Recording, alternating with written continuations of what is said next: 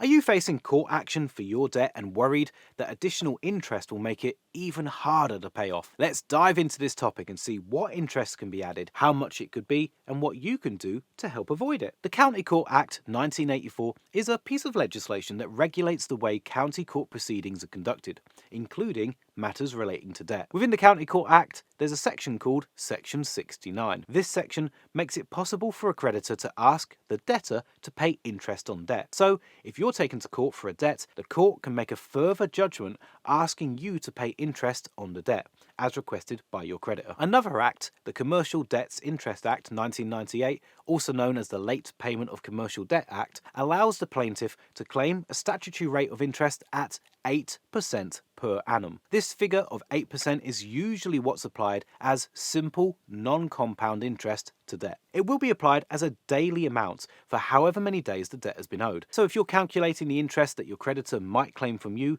it's not as simple as just working out 8% of the total debt. You'll need to take that 8% of total figure, then divide it by 365 to get the daily rate of interest, then multiply the daily rate of interest by the number of days that your debt has been owed. For example, if you have a relatively small debt worth £500 that you've owed for 100 days, the interest would be calculated as follows. £500 multiplied by 0.08 gives us £40, and that's the 8% of the total amount. You then take that £40 and divide it by 365, and that gives us 11 pence. That's the daily rate of interest. Then, finally, take the 11 pence and multiply it by the 100 days that the debt has been owed, giving us a total of £11. So the statutory interest at a rate of 8% on £500 for 100 days would equal the sum of £11 awarded to the claimant in interest.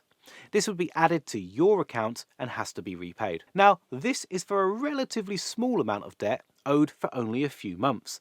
For debts in the thousands of pounds owed for many years, the amount of interest could really add up. Now let's talk about why it's important to aim to avoid legal action.